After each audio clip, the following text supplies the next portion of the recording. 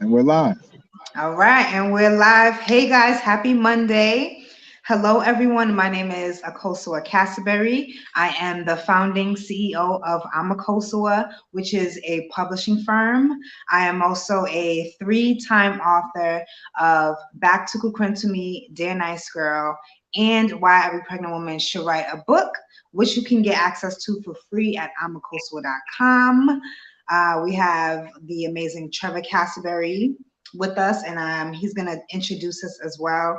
We've been going live every day. Trevor's been gracing us with quotes from his book, and he'll talk about that some more. So, babe, you could go ahead and take it away. What's going on, everybody? My name is Trevor Cassaberry, CEO of Cassaberry Consulting, where I teach entrepreneurs how to think like engineers and help engineers transform into entrepreneurs. So, today I'll be teaching you guys lesson number 5 from my upcoming book, For the Hustler Volume 3, How to Negotiate and Get More Than You Ask For. And you can get volumes 1 and 2 for free right now at hustlerbooks.com. So today's lesson is about negotiation. What are the 4 principles of negotiation that I teach? Uh, and pretty much it's just 4 rules that you just have to already have in your head at all times before you pursue a new negotiation. Number 1 principle is you must be willing to walk away without a deal, right? If you walk into a deal and you're not willing to walk away without one, then you're not really negotiating. You're there begging, you're Mm, asking, you're hoping, you're praying, but you're not negotiating at all because you're not willing to walk away. And if you give any inkling to the other side that that's true, you lose 100% of the leverage you thought you had. Principle number 2, after you know, okay, I'm willing to walk away without a deal, you have to be prepared to make at least 4 asks for everything that you want, right? What do I mean by that? When you walk into, most commonly would be a payment negotiation, right? Or contract negotiation, salary, compensation, right? right. Most people only think of their salary or, their hourly wage, how much they want to make per hour. Maybe you have other people who think of their, the benefits that come along with it, but typically they know if benefits are included, they're happy, right? But Right. if you know you want a certain salary, you have to make 4 different asks just to build enough leverage to request that specific salary, right? And if you also want, a certain benefits package on top of that, then you need 4 additional asks to build enough leverage for that specific benefits package. So I'll give you guys an example. If you're applying for a job and you know you want to make $95,000 there, one, you need to be willing to ask for at least $95,000, right? That's number Mm-hmm. 1. If you don't ask for $95,000, you're not getting it. Right. Secondly, let's say you ask for, most of us know when you go into a negotiation, you'll start with a high number and hopefully negotiate down to one that you wanted anyway. But let's say, you guys negotiated down, you guys got to 95. Do you just walk away from the table there? No. You ask for the 95. The next thing you do, you ask about, and you come up with 3 other asks. The three I typically teach are next is your annual raise, right? So let's Mm-hmm. say you came in, you asked for 120, you guys went back and forth and you settled at 95. You know you won regardless. Everything else is cherries on top. We got to collect as much cherries as possible. So the second ask is the annual raise, right? So instead of taking the small 2% raise or 3% raise or 0% raise that most people are taking, you might be able to use your leverage to ask for one that's double what they usually give. Or maybe you wanted to match inflation. That way you never have to lose to inflation at any given point in time. Mm. Another option is you say, I want a 10% annual raise to make sure that I'm able to stick around for a long time. You know, this is something that's more useful if you know it's going to be highly unlikely that you move up to another level, right? So if you're Right. some sort of executive or C-suite executive, you have to get all of this you have to get all of this stuff in your contract from day one because there's no promotions really left for you to get it on your next negotiation. So we have the salary, we have the annual raise, right? You may say double what they usually do, or Mm-hmm. match inflation, or double inflation, whatever it is. After you guys agree to an annual salary, let's say you get them up from the 2% to a 3.5% raise. That's great. We're Yes. looking for more cherries. The next thing we want is KPIs and metrics to leverage for a bonus. By KPI, I mean key performance indicators. So, what Mm-hmm. numbers, what metrics, what stats, what facts, what details can you guys set aside to say, if I reach all of these numbers, I get a bonus, right? The Right. reason we want this is if you're into sports, you know about incentive based contracts. So if it's a football player, maybe if they get 10 sacks, they get an additional $2 million. If it's a wide receiver, if they get, over 1,200 yards, they get an additional $3 million, whatever it is.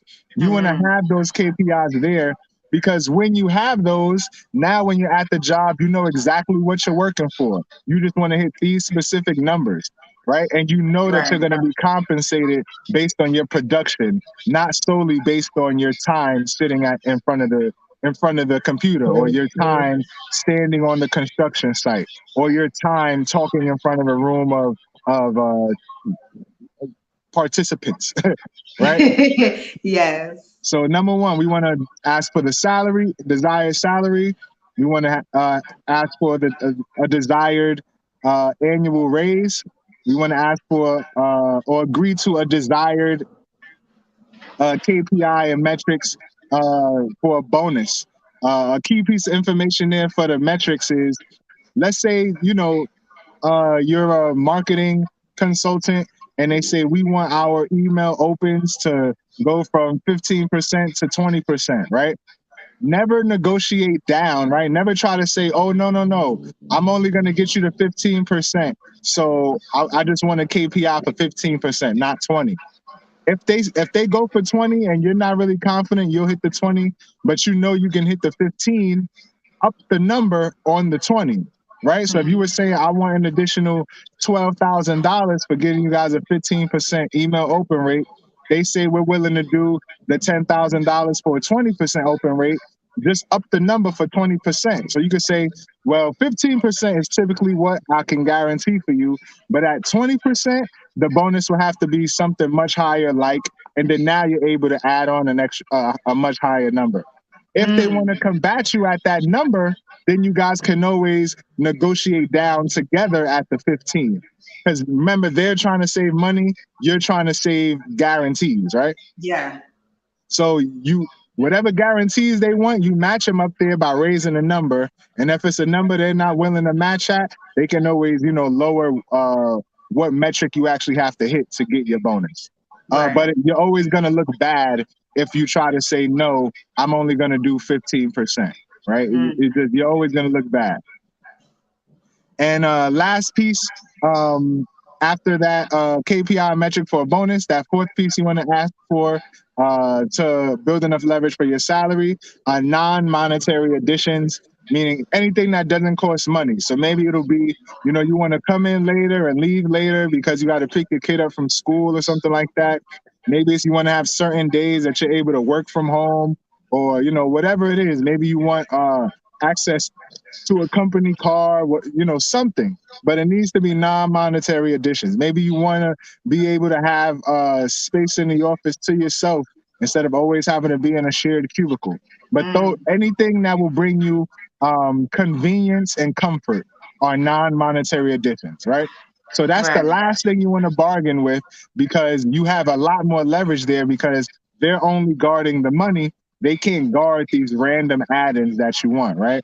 And I think I talked about this in another video, how in Chris Voss's book, Never Split the Difference, there was a student who was from France, and she was able to negotiate an additional like $10,000, $20,000 in her salary, simply because in France, apparently they got 3 weeks vacation standard versus here it was just 2 week vacation.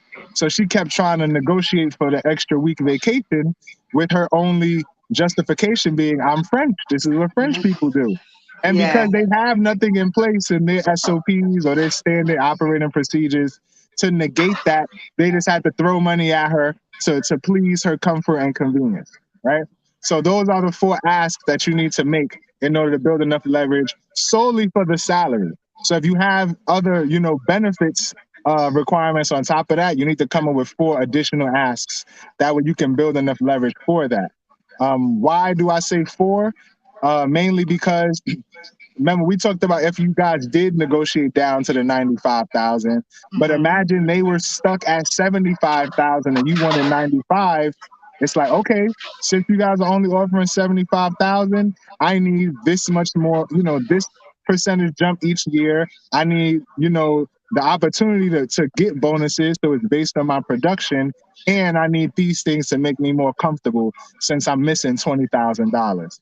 And at that point, now you have the leverage to either creep them up or to demand that they appease your other three asks. Right. The non-monetary asks. Addition, right. Additions. And it even works great for you if you're the employer, right? And you're the person who only has a $75,000 budget and you want to hire somebody asking for 95, instead of walking away from the table and saying, we only have 75, you can use these same things. You can say, well, what about a yearly raise of 10%?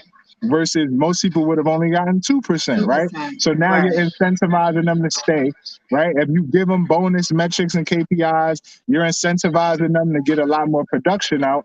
And if you, negotiate in different non-monetary additions that you can offer them, now you're giving them more convenience and comfort to make them more comfortable living at a lower income than they were originally planning on. So it literally works both ways, which is what makes it great for negotiation. It's not just something that you can use if you have high leverage. So first principle of negotiation, you got to be willing to walk away.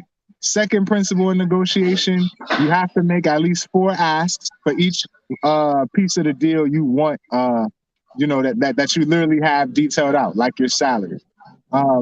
Third principle of negotiation, you have to speak the other person's language, right? And yeah, you may be thinking, obviously, Trevor, if they speak Spanish, I got to be able to speak Spanish. But that's not what I'm talking about. I'm talking about their language as far as a negotiator and communicator. So Chris Voss teaches there's three different types of negotiators: analytical, accommodating, and assertive. The analytical person, think of the nerdy guy who just crunches numbers all day. And if you want to make him move, you got to prove it's, this is the cheapest per unit cost, things like that.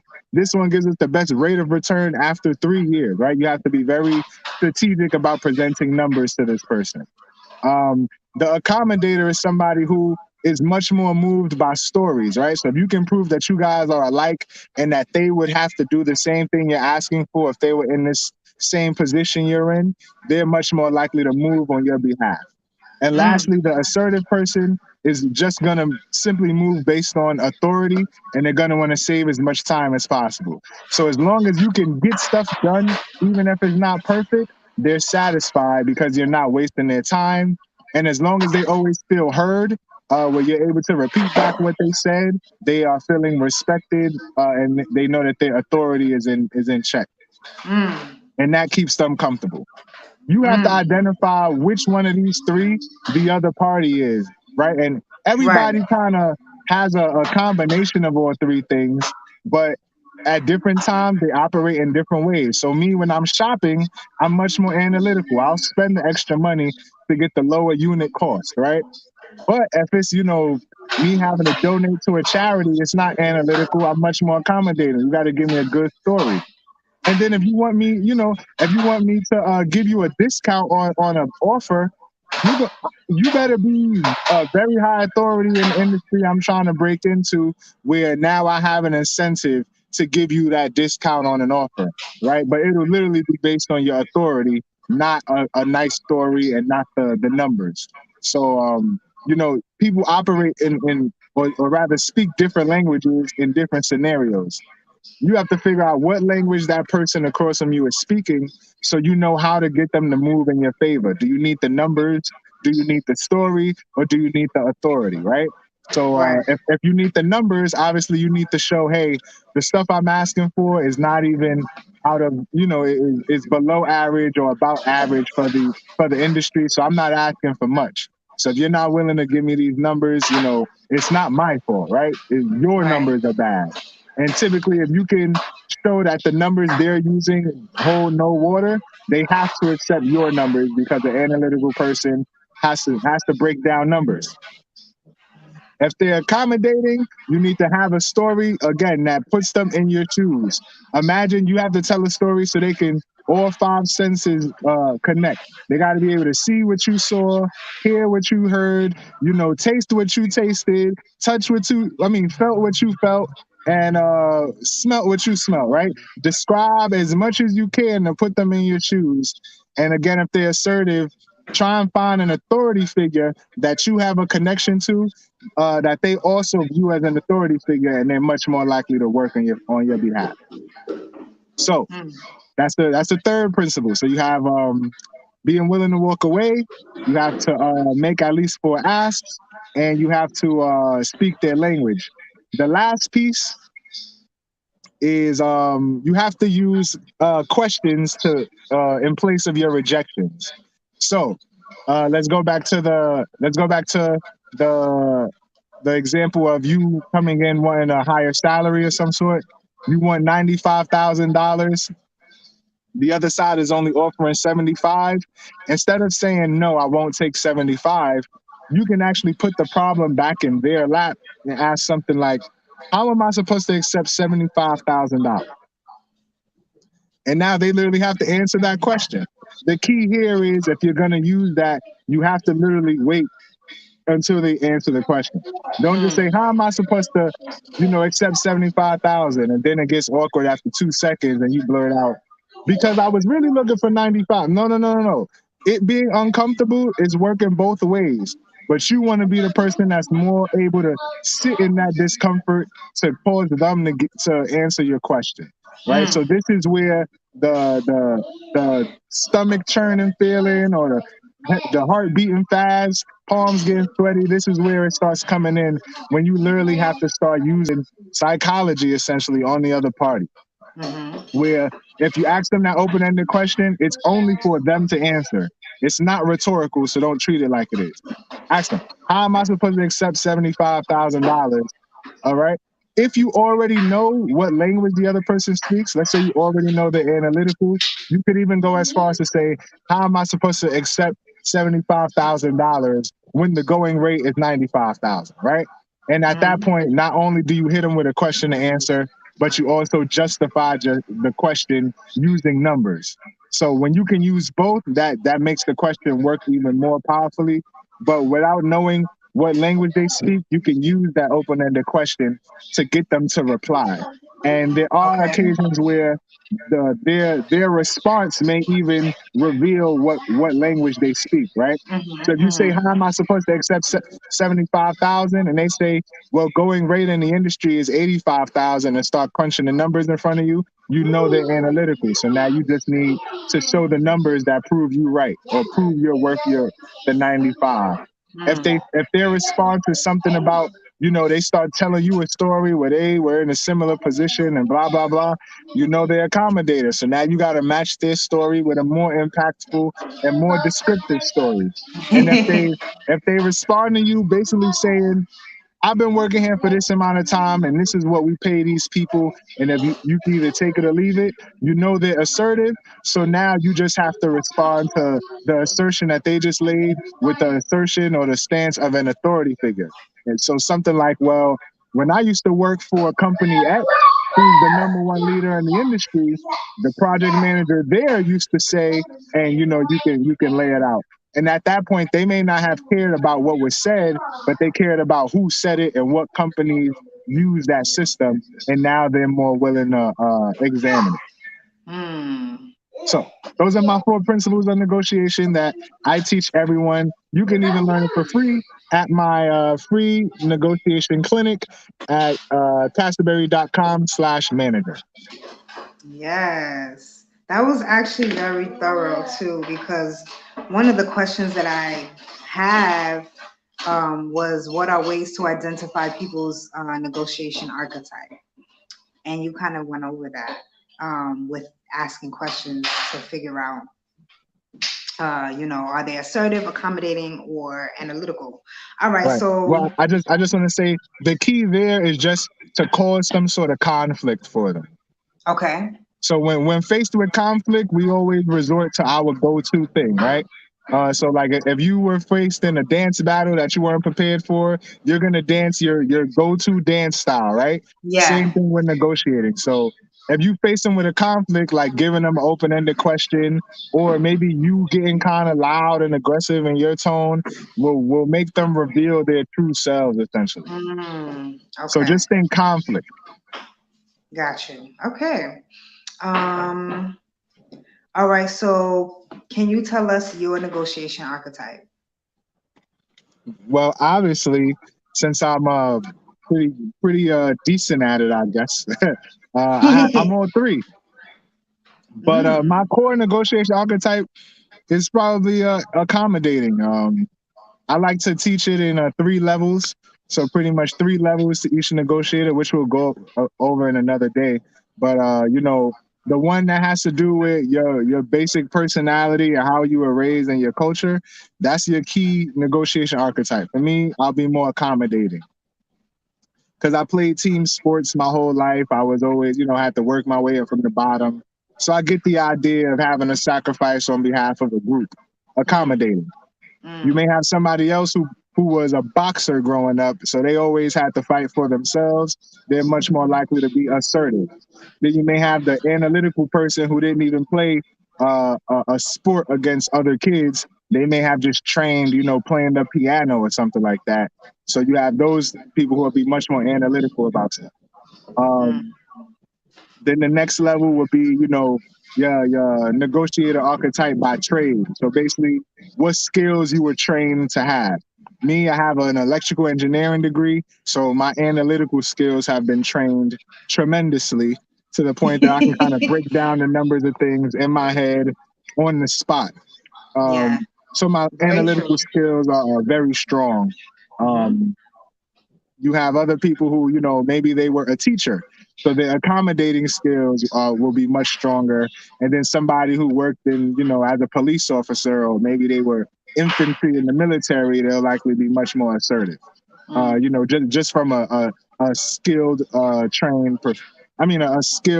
a trained skills perspective. And then definitely. lastly is your negotiator archetype by, image, which would mean, what do you look like? I know from how I look, I'll probably come off much more assertive because I'm 6'5", 260 pounds with a full beard and locks, which, all four could be considered intimidating for a lot of Right. people. Right. Obviously, it all depends on what culture of the people that are around you. But I know that my image is a lot more intimidating. So I'm able to use that. Let's say if I'm on a construction site and a electrician doesn't want to do what I said has to be done, I don't have to, kind of back up. I also don't have to worry about them kind of getting in my face with their chest out. Because if they did do that, their face would be down here somewhere anyway. So I'm able to use that to my advantage in those kind of heated Yeah. conversations.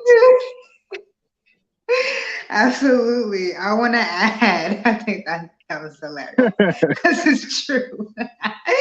But I took your negotiation archetype assessment when you were providing that, and I'm a accommodating negotiator as well, and that helped me. Like going through that assessment helped me, figure out how to use my um, negotiation archetype to get what I'm looking for in negotiations and what I want. So, I would all say right. for you, always remember that your story is going to be the most impactful for you. Right.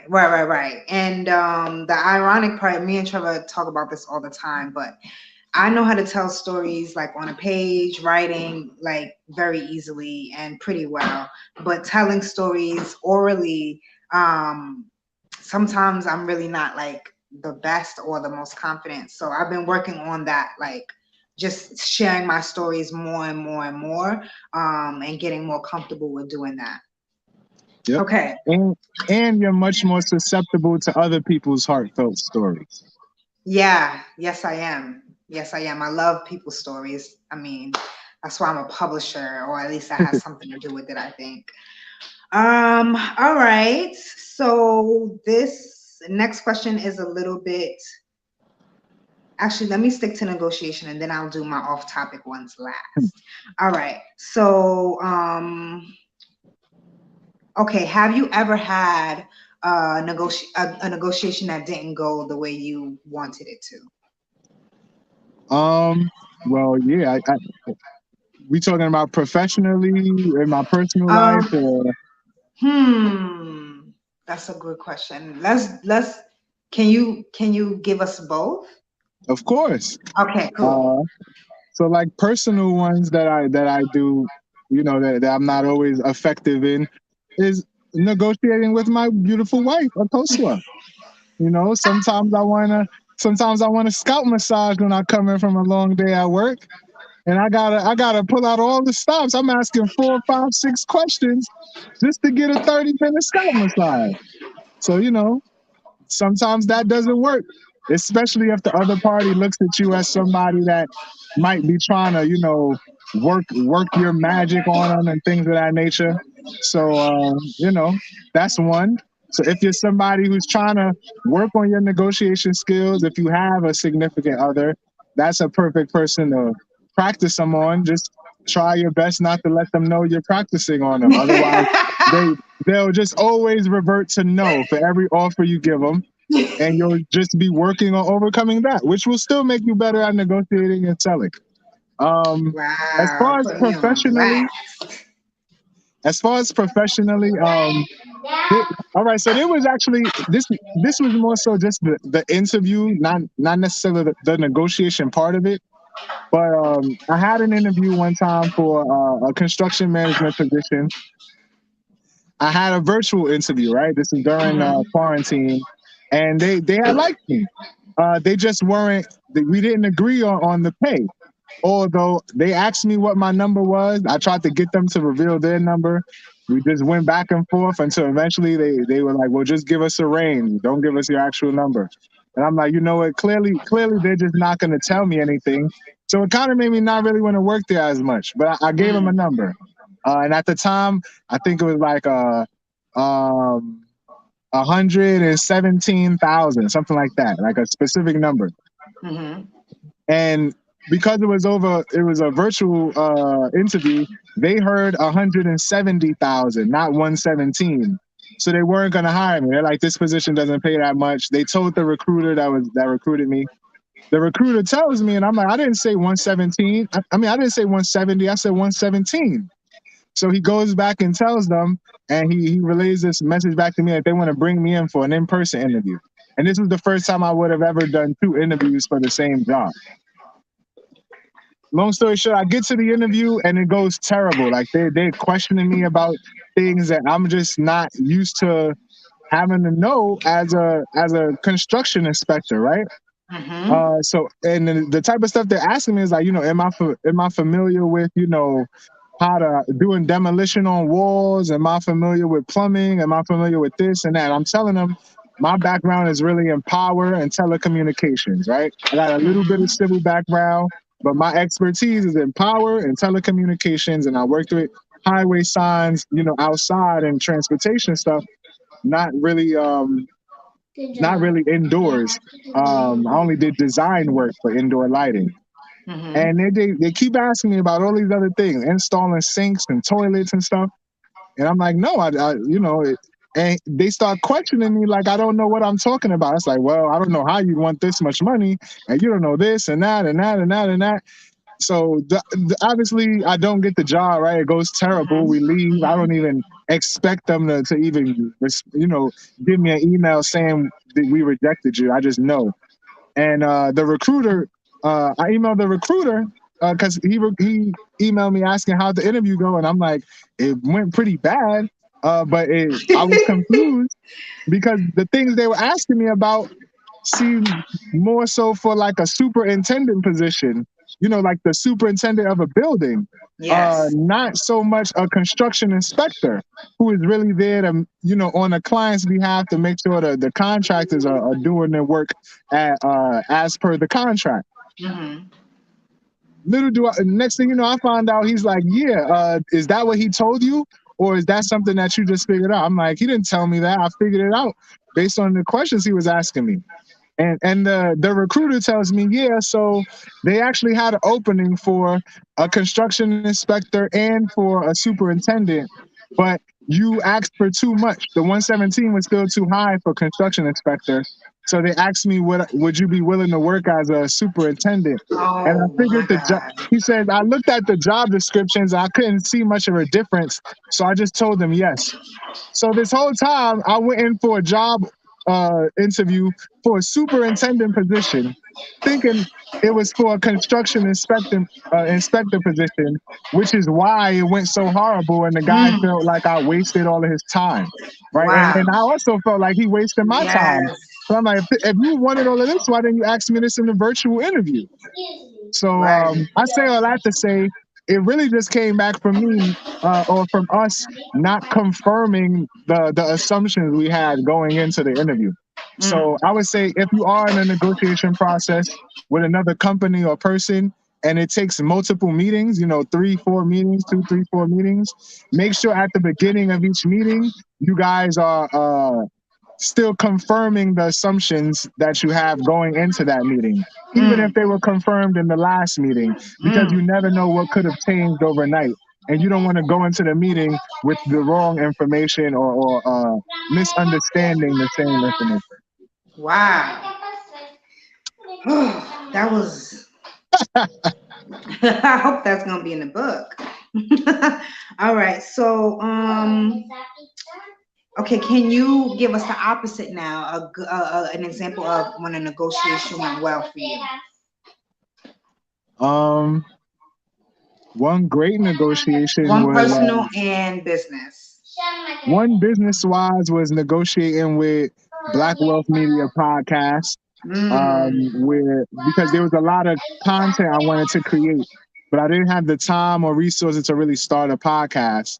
And I don't know, watching a lot of law shows made me really interested in mergers and acquisitions, but it Mm. just opened up the idea of Trevor just partner with people, or collaborate with people rather, and operate the money almost like a partnership, right? Mhm. So partnering with or collaborating with Adrian Evans from Blackwell Media Shout Podcast. out to you, Adrian.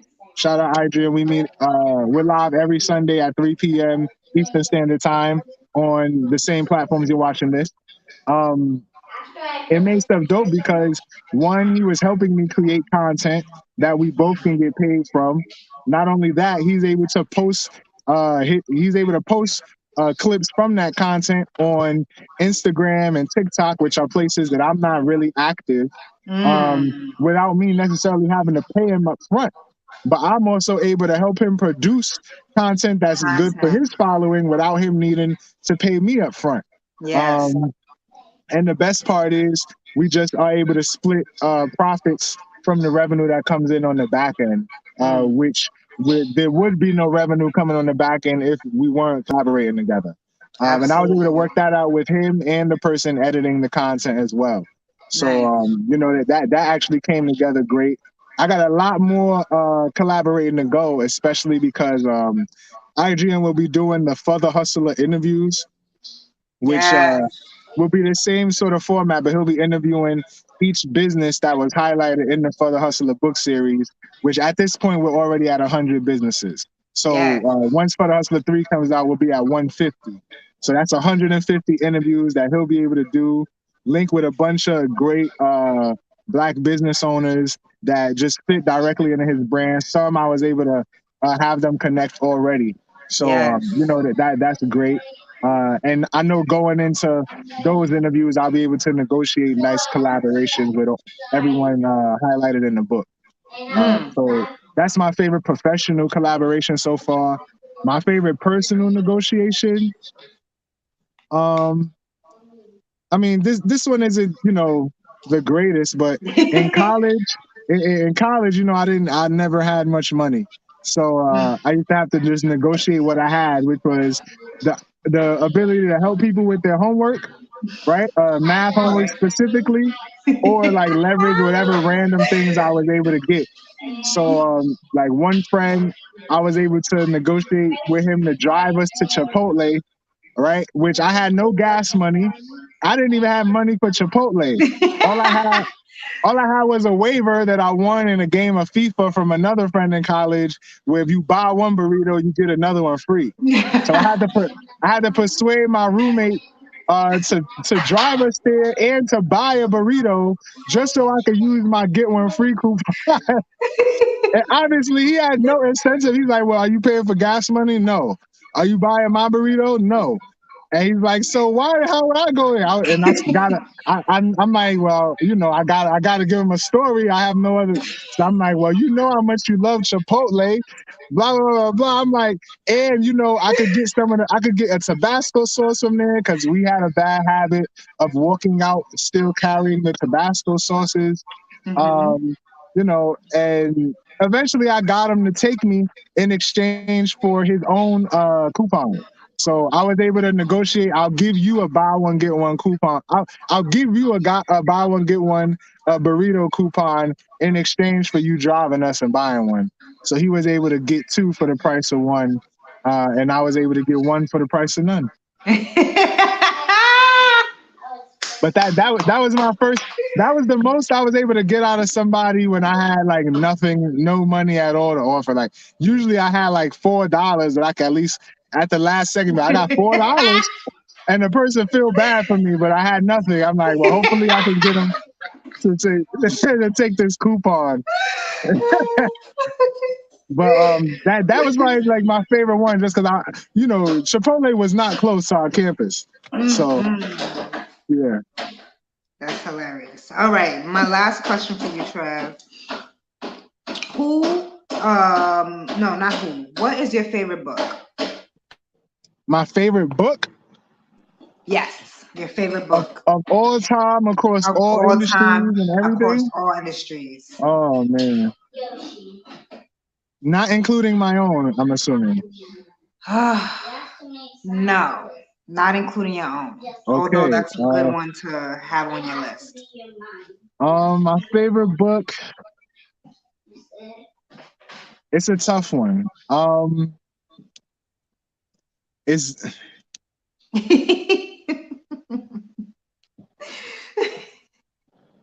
all right. All right.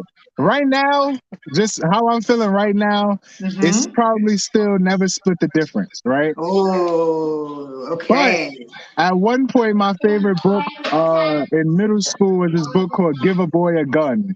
Mm. Um, where you guys can look it up, but it was a story, but the way they put it together, it was like a bunch of like reporter interviews. So just a bunch of excerpts from reporter interviews, and all that collection of excerpts in that particular order gave you the storyline of the entire book and what happened in order for the reporter to even get there and be asking the question. Mm. Um, and another one of my favorites was oh, there's a lot. I Just don't want one to sit more. here and just name too many books, so Okay, I'm gonna cool. go with Well, that you can yeah. I'm stop gonna it go with right where that, you at. and a special drop off for last year, or was it the year before, when I got through the 10x rule, just because it changed my Mm. mindset about stuff. Okay, and who is that by? Grant Cardone. Nice. And I love Traffic, Sales, and Profit by Lamar Tyler, because that was the book Mm. that got me to start serious. It got me to take marketing a lot more serious than I do now. Than I did at the Mm. time. Nice. Okay. Awesome. All right. I highly recommend you guys read those books. I've listened to the audiobook for Never Split the Difference, but I still like physical copies. So I plan to read that book. And I really like that book cover as well. All right, babe. That's it. All All right. right. So I'll wrap it up if that's cool with you, babe. Actually, you can wrap it up, but I will do the first half of the end of the segment, if you will. But thank you guys for rocking with us. We got some good gems in here today, almost 40 minutes. My name is Akosua Casaberry. I am the CEO of Amakosua, which is a publishing firm, and we help entrepreneurs become authors, publish books, and build brand authority. I am also a 3-time author. I'm working on my 4th book. I haven't been able to work on it for a while, but it's definitely happening behind the scenes. I'm the author of Back to Kukren to Me, Dear Nice Girl, and Why Every Pregnant Woman Should Write a Book, which you can get for free at amakosua.com. And babe, you can close us out, please. My name is Trevor Casaberry, CEO of Casaberry Consulting, where I teach entrepreneurs how to think like engineers and turn engineers into entrepreneurs. You can access my free negotiation clinic at casaberry.com/manager. Or if you're an entrepreneur looking for business partnerships for expansion, you can go to casaberry.com/entrepreneur. And I'm also the author of the For the Hustler book series, which you can find 1 and 2 for free at hustlerbooks.com. And starting today, you can also pre-order For the Hustler Volume 3, How to Negotiate and Get More Than You Ask For at hustlerbooks.com. There you can see all the gems inside. You can see the front book cover and all. It's just too much value for me to explain in this last 20 seconds. Head over to hustlerbooks.com, pre-order For the Hustler Volume 3, and access Volumes 1 and 2 for free today. Yep, you won't regret it. See you guys tomorrow. Peace. Peace.